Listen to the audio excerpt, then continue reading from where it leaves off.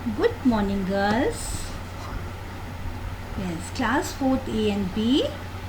आज हम हिंदी लैंग्वेज में पढ़ेंगे पाठ 17 पत्र लेखन।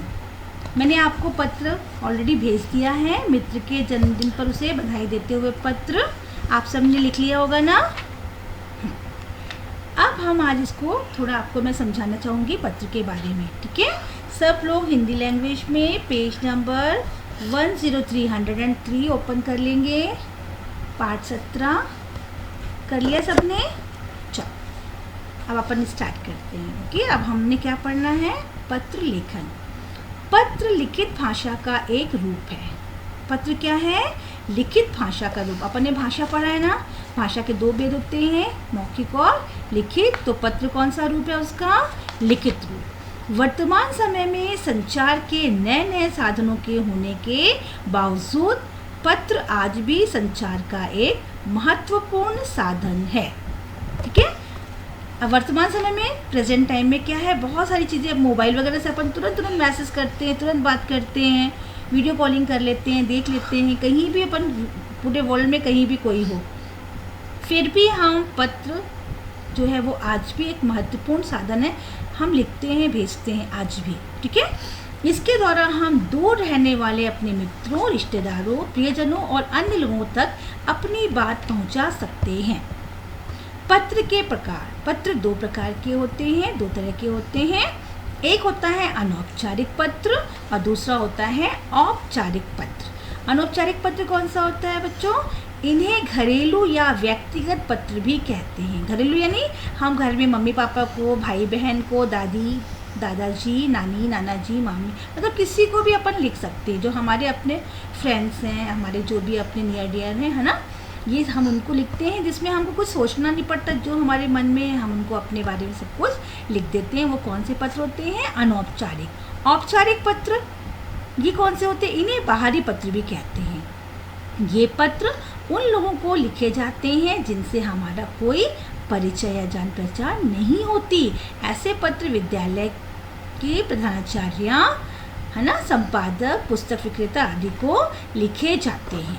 यानी ये औपचारिक अपन अपने एप्लीकेशंस भेजते हैं ना सिस्टर के पास पे, जब हमको तबीयत ख़राब होती है, कहीं जाना होता है, हमारे यहाँ पानी नहीं आ रहा होता है तो हम जल विभाग में भेजते हैं। हमको कोई बुक्स चाहिए होती है तो बुक सेलर को लेटर लिखते हैं ना, संपादक को या पुस्तक विक्रेता को।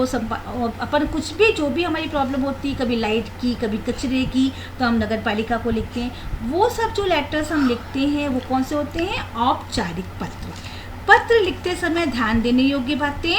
पत्र लिखना एक कला है ना। कला यानी एक तरीका है इसको लिखने का, इसलिए इसे लिखते समय कुछ बातों का ध्यान रखना ज़रूरी है। पत्र की भाषा सरल, सहज और स्पष्ट होनी चाहिए। जो व्यक्ति उस चीज़ को पढ़ रहा है उसको वो चीज़ समझ में तो आनी चाहिए कि आपने क्या लिखा है, आप क्या कहना चाहते हैं। पत्र में लिखे वाक्य छोटे छोटे और अर्थ देने वाले होने चाहिए। यानी जैसे अपन ने वो पढ़ा ना भी, अनेक शब्दों के लिए एक शब्द, कम शब्दों में अपन अपनी उनको बात समझा सके। पत्र में लिखावट साफ और सुंदर होनी चाहिए।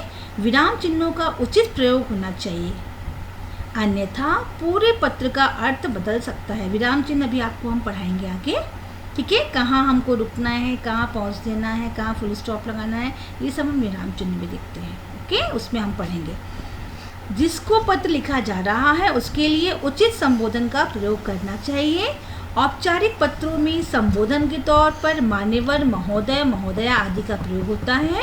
अनौपचारिक या घरेलू पत्रों में मित्रों तथा अपने से छोटों के लिए प्रिय और बड़ों के लिए आदरणीय, पूजनीय शब्दों का प्रयोग किया जाता है ना। जब अपन अपने दादी दादा को, नानी नाना को, मम्मी पापा को लिखते हैं, बड़े भाई बहन को, तो वहाँ पे आदरणीय, रिस्पेक्टेड लिखते हैं ना अपन, पूजनीय।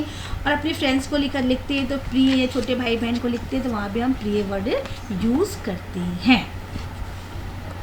फिर पिछली कक्षा में आप औपचारिक और अनौपचारिक पत्र का प्रारूप देख चुके हैं और पत्र लेखन भी सीख चुके हैं। क्लास 3 में आपको कराया था ये वाला, इसलिए आपको मालूम है किस तरह से लिखना है। और उसके अलावा भी मैंने आपको अभी भेजा है मित्र के जन्मदिन पर उसे बधाई देते हुए पत्र। ये आपका पेज नंबर 105 पे है, 105 में। इसमें हमने बहुत सारे चेंजेस भी किए हैं, वो आप समझ गए होंगे किस तरह का है वो उसमें, है ना। आप अपनी अपनी कॉपीज़ ओपन कर लीजिएगा गर्ल्स। कर लिया? इसमें मैंने जो आपको भेजा है इसमें तो कुछ चीज़ें मैंने चेंज किया है, माजगांव, आबू पर्वत, है ना। डेट हमको अभी की डालनी है अपनी, जिस डेट पे मैंने आपको ये करवाया है, ठीक है। प्रिय मित्र, मधुर स्मृतियाँ, आपका मित्र जो भी है उसका आप नाम ले सकते हो। मैं और मेरे परिवार के सभी लोग यहाँ सकुशल हैं, आशा है वहाँ भी आप सब कुशल से होंगे, यानी अच्छे से होंगे। 9 अगस्त 2020 को तुम्हारा जन्मदिन है, इसके लिए मेरे और मेरे माता पिता की ओर से तुम्हें बहुत बहुत शुभकामनाएं। ईश्वर करे तुम अपने जीवन में हमेशा सफलता प्राप्त करते रहो। अंकल और आंटी जी को मेरा प्रणाम और मिनी को प्यार देना। पत्र के उत्तर की प्रतीक्षा में, तुम्हारी मित्र। आप अपना नाम लिखेंगे यहाँ पे। गर्ल्स इस चीज़ को ध्यान रखिएगा आप लोग, यहाँ आप अपने डेट्स खुद के अपने बर्थडे का भी डेट डाल सकते हो, ऐसा कुछ भी नहीं है, समझ गए ना।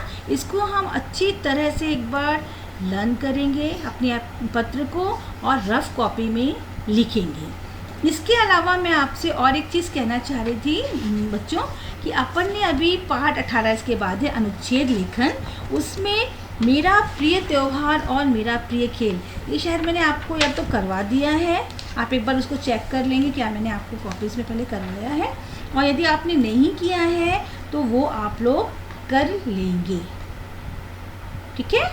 ये दोनों आप लोग टिक कर लेंगे, मेरा प्रिय त्यौहार और मेरा प्रिय मित्र। यदि आपने ये कर लिया है तो कोई प्रॉब्लम नहीं, ठीक है, और नहीं किया है तो आप लोग इसको अपनी क्लास वर्क कॉपी में लिख लेंगे।